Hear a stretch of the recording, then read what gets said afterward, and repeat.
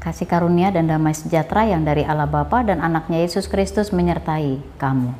Amin. Shalom Bapak Ibu Saudara terkasih, firman Tuhan yang menjadi renungan bagi kita pada saat ini dari Kolose 3 ayat 13 dikatakan, sabarlah kamu seorang terhadap yang lain dan ampunilah seorang akan yang lain apabila yang seorang menaruh dendam terhadap yang lain. Sama seperti Tuhan telah mengampuni kamu, kamu perbuat jugalah demikian. Demikian firman Tuhan. Saudara terkasih, menarik, ada sebuah lagu The Course judulnya Forgiven Not Forgotten. Ini bercerita tentang orang yang dicintai, namun orang yang dicintai itu telah menyakiti hatinya dan telah menghilang selamanya. Namun hati yang telah tersakiti ini tidak mendendam, sehingga kasihnya menggerakkan dia untuk memaafkan, dan dia tidak pernah melupakan orang yang dikasihinya itu yang telah melukai hatinya. You're forgiven, not forgotten. You're not forgotten.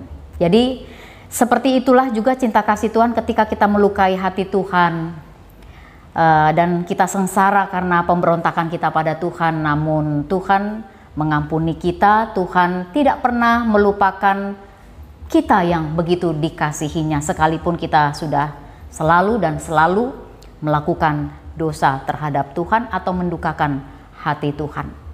Untuk dosa-dosa Tuhan sudah mengampuni kita.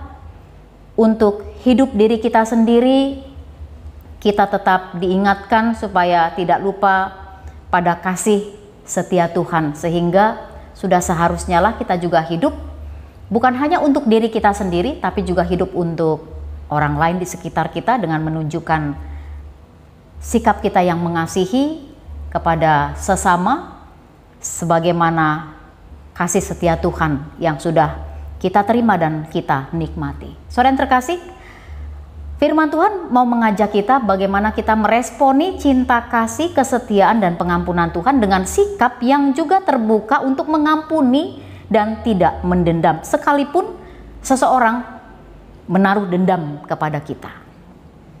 Tetaplah ingat bahwa orang yang patut untuk diampuni, orang yang patut untuk dikasihi itu tidak ada di tengah-tengah dunia ini. Tetapi kita diampuni dan kita dikasihi oleh Tuhan.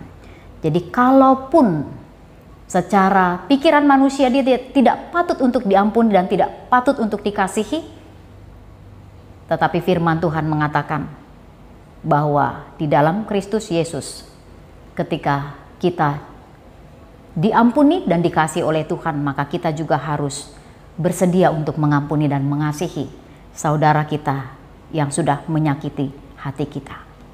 Jadi akarkanlah sikap kesabaran seperti panjang sabarnya Tuhan. Karena memang hanya orang-orang yang hidup di dalam kesabaran yang dimampukan untuk mengampuni sesamanya, mengampuni dan melupakan. Itulah yang sudah Tuhan lakukan buat kita, sehingga Tuhan pun meminta bagi kita untuk mengampuni dan melupakan. Amin. Kita berdoa. Terima kasih Bapa yang baik, benar Tuhan, hidup di tengah-tengah kehidupan di dunia ini pastinya banyak hal yang bisa membuat hati tersakiti, banyak hal yang bisa membuat kami hidup di dalam dendam, sakit hati terhadap sesama. Namun firman Tuhan mengingatkan bahwa kasih setia Tuhan sudah kami terima dan kami nikmati melalui pengampunan Tuhan. Sehingga sudah seharusnya lah kami meresponinya tidak dengan sikap yang mendendam, tetapi di dalam kesabaran kami mau menerima siapapun orang yang sudah menyakiti hati kami dengan mengampuni dan tetap mengasihi.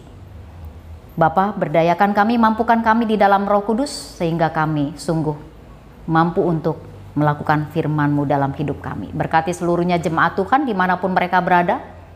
Berikan kekuatan dan kesembuhan bagi setiap jemaat Tuhan yang sedang dalam keadaan sakit. Berdayakan bagi setiap jemaat Tuhan yang melakukan tugas pelayanannya sepanjang satu hari ini. Kami mau serahkan seluruh kehidupan kami hanya ke dalam tangan pengasihan Tuhan.